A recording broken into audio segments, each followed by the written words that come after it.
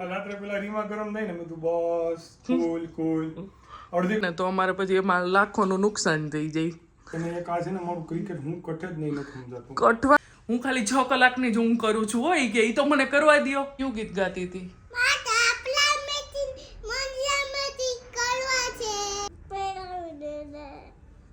શું હતું? જય શ્રી કૃષ્ણ, જય જલારામ. જય શ્રી કૃષ્ણ, જય જલારામ. રેડી જવા માટે? હો 6:30 થઈ ગયા. હવે હું નીકળું, મારો ટાઈમ થઈ ગયો. અત્યારમાં દીકરીઓની સેવામાં હોય.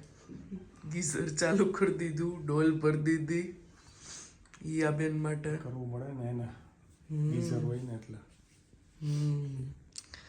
સારું ચલો.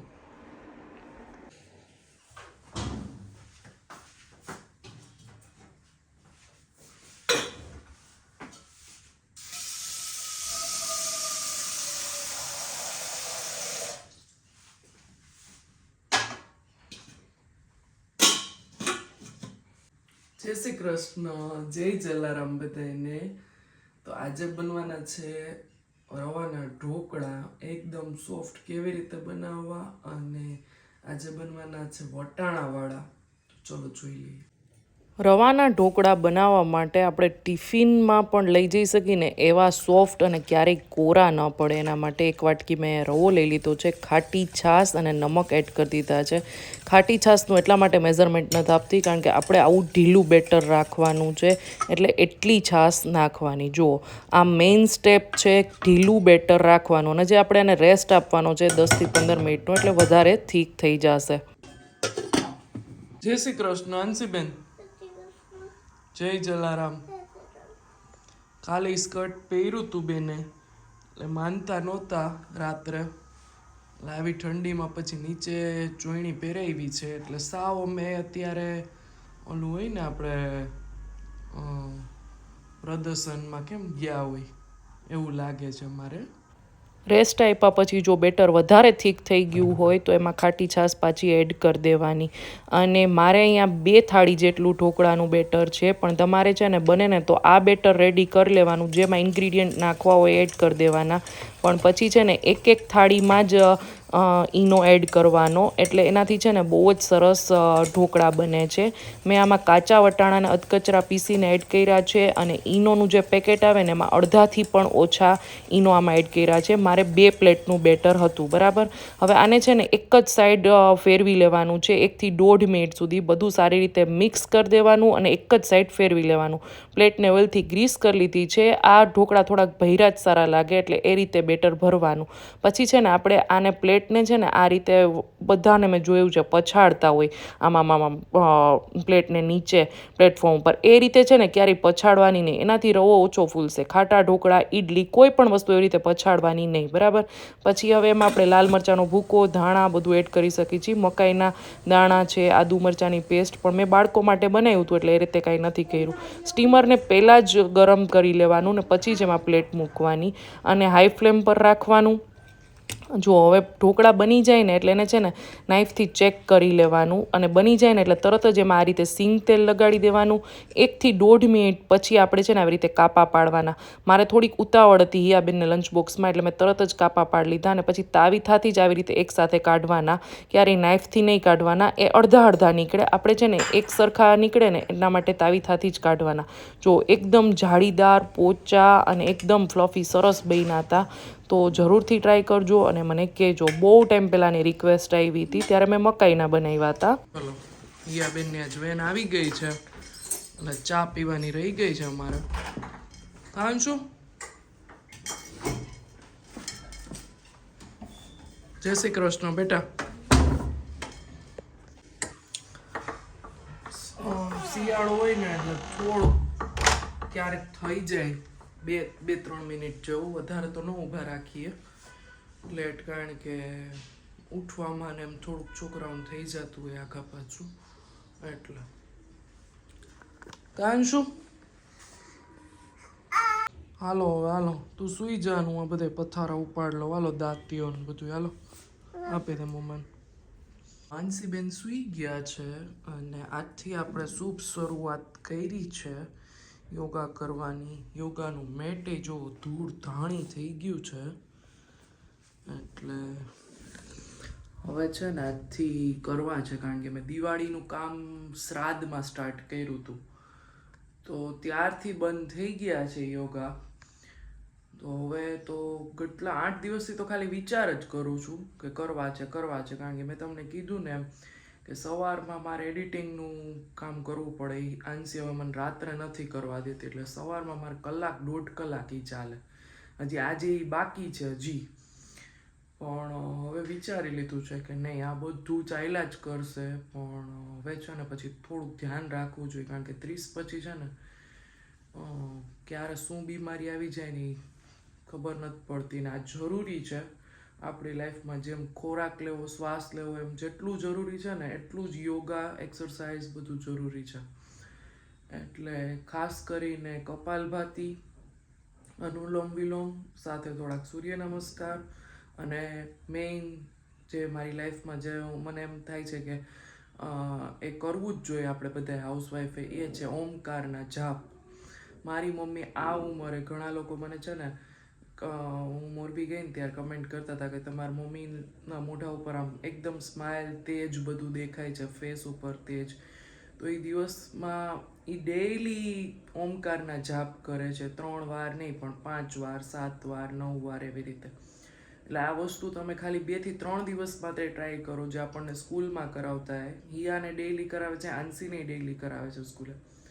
આનાથી બહુ આપણા માનસિક જે આપણી હોય ને, જે આપણી મેન્ટલી કન્ડિશન જે આપણી હોય ને, એમાં બહુ બધો ફરક આવે છે. એટલે એકવાર ટ્રાય કરજો. તો ચલો, હું તો હવે આજથી શુભ શરૂઆત કરું છું, અને ભગવાન કરે વીકમાં બધા 5 દિવસ કહેતા હોય કે કરવા જોઈએ, પણ આપણે 4 દિવસનો જ અત્યારે ટાર્ગેટ રાખ્યો છે, કારણ કે ક્યારેક બહુ એડિટિંગનું કામ હોય ને તો પછી ન પણ થાય એમ. ચલો કરી દે સ્ટાર્ટ. જો આજે છે ને દીપક, આમાં 3 ઢોકળા પડ્યા હતા ને, એને બહુ ન ભાવે, એટલે અમારા બે માટે થેપલા અને રોટલી બે હતા. ભાવે એવા બધા નથી ભાવતા. ભાવે જ છે, હું ખાવ જ છું. આજે નહીં ખાતા બોલો. સારા બેના છે. ખાટી છાશ હોય ને એટલે ભાવે. સારા બેના ખાટા થયા જ નહીં. સારા. ઓકે, ઠંડા થઈ ગયા છે તો આમ ભાવે એવા. હજી અંદર મરચા નાખ ને તીખા. પણ આંસીના હતા આ. આપણામાં તો લીલું લસણ, આદુ, મરચી, ધાણા બધું હોય તો બહુ મજા આવે. રાઈ લીમડાનો વઘાર. જમવામાં હાલી જાય બપોરે. ये थोड़ा ज़्यादा हो गया रे. શિયાળામાં દહીં કેવી રીતે જમાવવું એની એક રિક્વેસ્ટ આવી હતી, તો મેં અહીંયા ફૂલ ફેટ દૂધ લઈ લીધું છે. અમે ગોલ્ડ યુઝ કરી છીએ. હવે આ દૂધને આપણે નવસેકું ગરમ નથી કરવાનું, નવસેકાથી થોડુંક વધારે ગરમ કરવાનું છે. આંગળીથી આમ ટચ કરીને તો ગરમ લાગવું જોઈએ, એટલે નીચે સુધી ગરમ થવું જોઈએ, એવું નહીં કે ઉપરથી જ ગરમ થયેલું હોવું જોઈએ, અને અતિશય વધારે પણ ગરમ ન હોવું જોઈએ.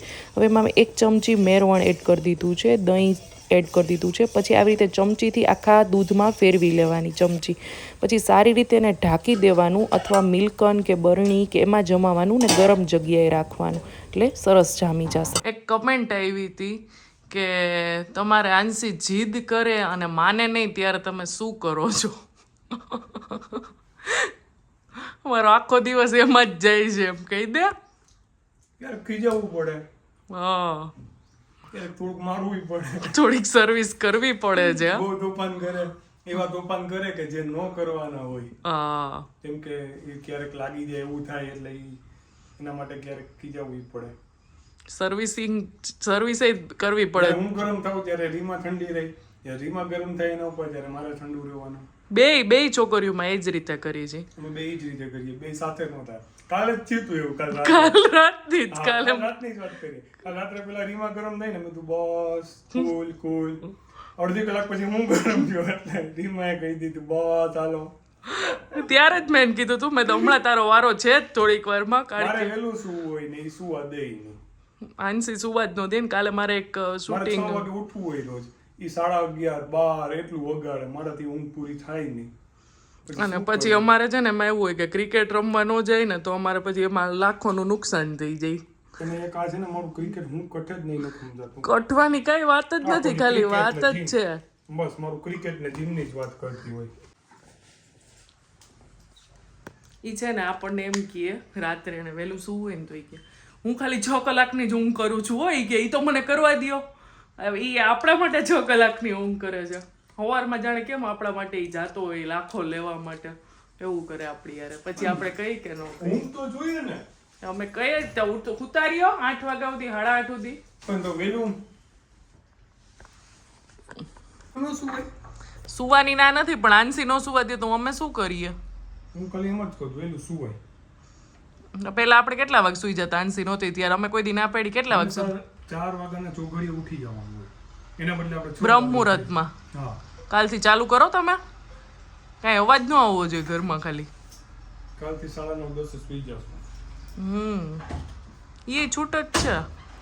ચાલો જય શ્રી કૃષ્ણ. જય શ્રી કૃષ્ણ. આંસી ખાય છે સ્ટ્રોબેરી ને સ્ટ્રોબેરી વાળા ભાઈ દેખાણા એટલે આંસી કયું ગીત ગાતી હતી?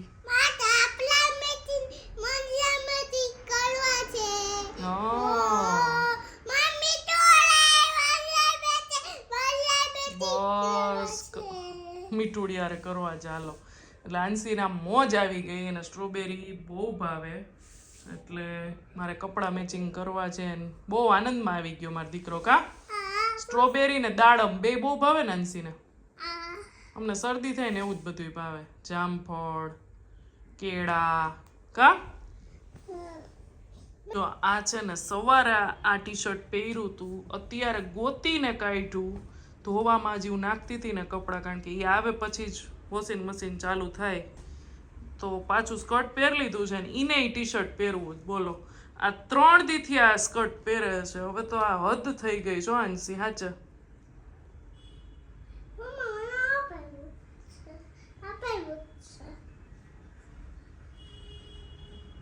આજ રેવા દે ને પ્લીઝ. આજ નથી પહેરવાનું.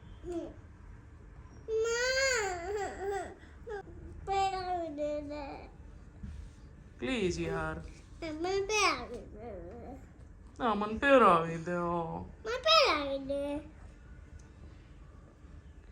શું હતું? શું હતું? શું હતું? સ્કીવલ. સ્ક્વિરલ કહેવાય ને શું કહેવાય? ઓકે. જો મારા આંસીની 2 ખુરશી છે સોરી ઈયાની 2 અહીંયા કેવી ધૂળ ખાઈ બિચારી. જો ખુરશી આને અંદર રાખવાની જગ્યા નથી, બહાર રાખી એટલે ધૂળ ખાવાની જ છે. આને આંસી ક્યારેક ક્યારેક વાપરે છે. સવારમાં નાસ્તામાં બનાવ્યા હતા ને થેપલા મેથીના લઈ લીધા છે. મને ભાવે. સાથે છે કોબી કાકડી ટમેટાનું સલાડ ભીંડાનું શાક મૂળો ને છાશ. જો આંસી અત્યારે ડાન્સ કરતી હતી. કયો ડાન્સ કરતી હતી? ઝૂમ ઝૂમ માડી તારા ઝાલર વાગે છે. હા દ્વારિકાનો નાથ અને છોગાડા તારા. આજે છે ને એવું હતું કે મારા હેલ્પર બેન મને સવારે કહીને ગયા હતા કે હું કદાચ ભાભી ન પણ આવી શકું, દવાખાનાનું થોડુંક કામ છે એટલે મેં છે ને મારી રીતે આ ખાટલી તમને દેખાય ને એટલા વાસણ કરી નાખ્યા હતા. પછી આવ્યા અને નાની ખાટલી એને કરી વાસણની.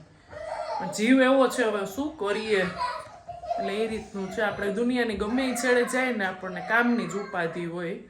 તમે અત્યારે વિડીયો જોતા હશો ને તોય ઉપાધિ તો એ જ હોય સાંજે શું બનાવું રસોઈમાં. આને આ ભાવશે આને આ ભાવશે, આ શાક નથી આ લેવા જવું પડશે. એટલે આપણને ખબર નહીં કંપની ફોલ્ટ છે. બિચારાએ મને કીધું ખરી કે ભાભી તમે શું કામ કર નાખ્યા તમને હાવ.